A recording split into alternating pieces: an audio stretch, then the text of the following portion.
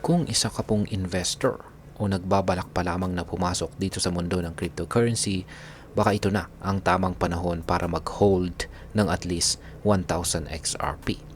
Pero ang tanong ay bakit nga ba? Ano ang dahilan kung bakit sinasabing ito ang isang magandang oportunidad? At ano po ang magiging epekto nito sa atin bilang mga Pinoy crypto traders at investors, lalong-lalo na sa mga may interest dito kay XRP. Kaya yan po ang siyang ating pag-uusapan sa video na ito. Pero bago po tayo magpatuloy, ay nais ko lamang po munang bigyang linaw ang aking disclaimer kung saan ang nilalaman po ng video na ito ay hindi po ito isang financial advice. For education and information purposes lamang po ang layunin nito. Ngayon ay simulan po natin sa kung ano po ang mga dahilan kung bakit dapat mag-hold ng 1,000 na XRP. Ayan, sa kasalukuyan, si XRP po ay nakakaranas ng matinding hype dahil po sa ilang malalaking developments. Dalawa sa pinakaimportanteng dahilan ay ang lumalakas na posibilidad ng pagkakaroon ng isang spot XRP ETF at ang haka-haka na maaring isama si XRP sa isang US Digital Reserve asset. Kung tama po ang mga prediction, maaaring magkaroon ng malaking pagtaas sa demand ni XRP na siyang posibleng magdulot ng pagtaas sa presyo nito. Ang mga datos mula sa Rich List ay nagpapakita rin na ang XRP market ay nasa early adoption stage pa rin. Sa kabuuang 6.1 million XRP wallets, halos 84% o 5.18 million sa mga ito ay may hawak lamang ng 1,000 XRP o mas mababa pa. Ibig sabihin ay mas maliit pa rin ang porsyento ng mga taong may malaking hawak ng XRP kumpara sa kabuuang bilang ng mga holders. Samantala kung ikukumpara natin ito kay Bitcoin na mahigit sa 460 million addresses at 67 million sa mga ito ay may hawak ng kahit man lang $1 na halaga ng Bitcoin. Makikita po natin na mas marami nang pumasok kay Bitcoin kumpara kay XRP. Sa kasalukuyang presyo po na $2.38 kada XRP, ang isang investor po ay maaring makabili ng 1,000 XRP sa halagang $2,380. Hindi pa rin ito ganun kamahal, pero kung sakaling magkatotoo po ang mga bullish predictions, maaring ito ay maging isang magandang investment. Ngayon ay ano po ang papel ng XRP ETF sa future or hinaharap na XRP? Isa pong malaking dahilan kung bakit maraming investors ang nagiging interesado kay XRP ay ang posibleng pag-approve ng isang XRP Exchange Traded Fund or ETF.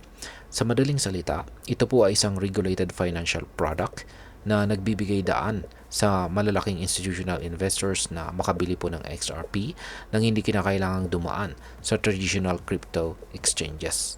Kamakailan lamang po ay nag-file ng CBUI BZX ang 19 B-4 filings sa US SEC para sa mga XRP ETF applications ng Wisdom 3, 21 Shares, Bitwise at saka Canary Capital. Bukod dito ay nag-apply rin ang Grayscale upang i-convert ang kanilang XRP Trust sa ETF. Kung maaaprubahan ang mga ito, siguradong magtutulak ito ng mas mataas na demand para kay XRP dahil mas marami pong investors ang magkakaroon ng regulated access dito. Ngayon ay ano pong epekto ng US Digital Asset Reserve para kay XRP? Ayan.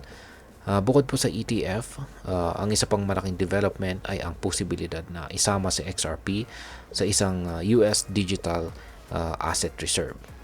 Nitong kamakailan lamang ay pumirma po si Pangulong Donald Trump ng isang executive order upang pag-aralan ang regulasyon at posibleng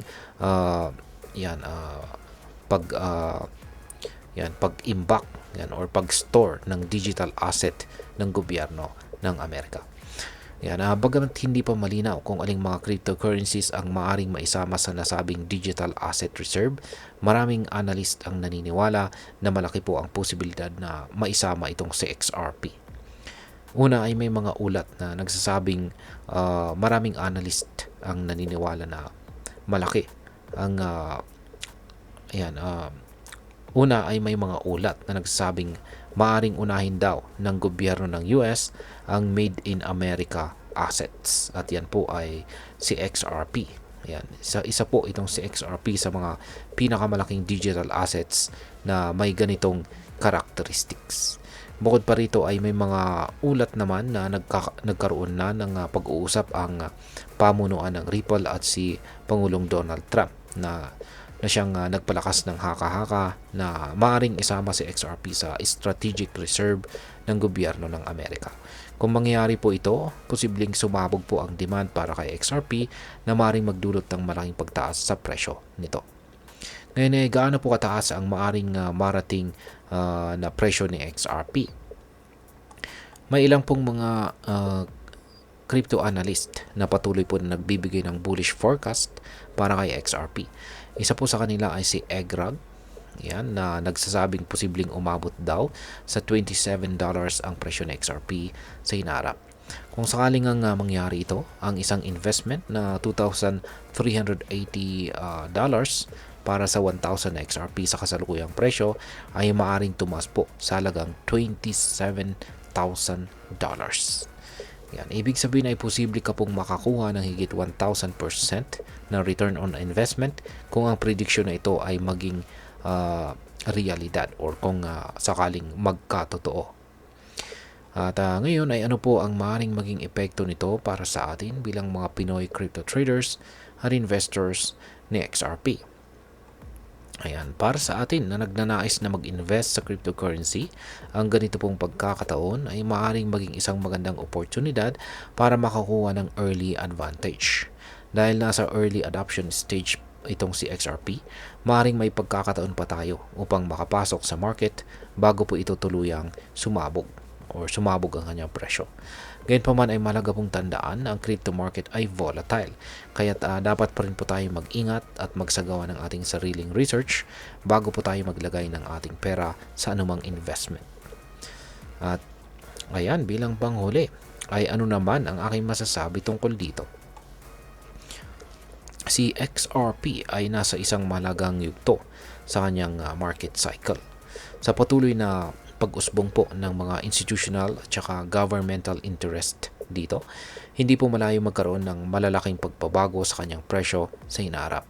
Kung ang mga developments tulad po ng XRP ETF at saka US Digital Asset Reserve ay magkatotoo, maaaring tumaas ng husto ang demand para kay XRP na siyang magdudulot po ng pag-angat ng presyo nito. Gayunpaman, tulad po ng anumang investment, may kaakibat po itong risk. Hindi natin po masisigurado ang hinaharap ng anumang cryptocurrency. Kaya mahalaga po ang tamang diskarte sa pag-invest. Huwag pong ilagay ang perang hindi mo kayang mawala.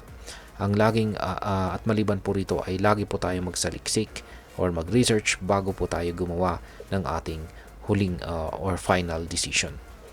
At ayan, hanggang dito na lamang po tayo sa video na ito mga ka-crypto. Sana po ay inyong nagustuhan ang aking paliwanag sa video na ito. Kung inyo po itong nagustuhan, pakiclick lamang po ang like button nito. Marami pong salamat sa panonood. Ingat po tayo lagi at God bless po sa ating lahat.